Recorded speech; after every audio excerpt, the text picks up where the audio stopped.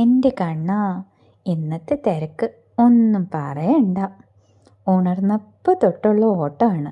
വീട്ടുജോലിയും തീർത്ത് ജോലി സ്ഥലത്തെ തിരക്കുകളും ഒക്കെ ഒരു വിധേന ഒരു പരിധി വരെ തീർത്ത് ഇറങ്ങി ഓടി പടഞ്ഞ് വീട്ടിലെത്തി കുളിച്ച് അടുത്ത ഓട്ടം. എവിടേക്കാന്നല്ലേ? തട്ടകത്തെ അമ്പലത്തിലെ ഉണ്ണിക്കണ്ണന് ചന്ദനം ചാർത്തൽ നടക്കണു. 10 ദിവസം. എന്ത് ഭംഗിയാ! അമ്മയും രാജീവേട്ടനെയും കുട്ടിയോളെയും ഒക്കെ കൂട്ടി അവിടെ ചെന്നതും നട അടച്ചതും ഒരുമിച്ച്.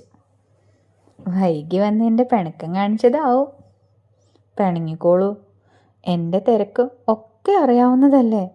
എന്നിട്ടും പിണങ്ങാച്ചാൽ ഇച്ചിരി കഷ്ടാട്ടോ. എൻ്റെ മനോഗതം കേട്ട് ശ്രീലകത്തിരുന്ന് ഉണ്ണിക്കണ്ണൻ ചിരിക്കും. കുറച്ച് സമയം കൂടി ഒളിച്ചിരിക്കും കുറുമ്പൻ.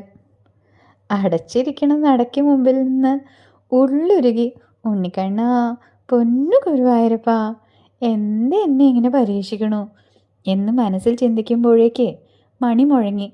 നട തുറന്നു. നിറപുഞ്ചിരിയോടെ പറ്റിച്ചി എന്ന് പറഞ്ഞ് ചിരിച്ചുകൊണ്ട് നിൽക്കുന്ന കള്ളകൃഷ്ണൻ. ആ ചിരി കണ്ടാൽ അന്നത്തെ ദിവസത്തെ എല്ലാ ക്ഷീണവും വിഷമവും ആശങ്കകളും ഒക്കെ തൽക്ഷണം മാഞ്ഞു പോകും. എന്ത് മായാജാല ഉണ്ണി നിൻ്റെ ഒരു പുഞ്ചിരിക്കുള്ളേ. ഏത് സാഹചര്യത്തിലും കൈവിടാതെ കൂടെ നിൽക്കാൻ എനിക്ക് നീ മാത്രമേ ഉള്ളൂ കണ്ണാ എന്ന് ഞാൻ പറയുമ്പോഴേ ആ മുഖത്തുണ്ട് അടുത്ത ഒരു കള്ളച്ചിരി. ഞാനില്ലേ, അതുപോരെ. എന്നും എപ്പോഴും കൂടെ ഉണ്ടാവണേ കണ്ണാ. സർവം കൃഷ്ണാർപ്പണമസ്തു.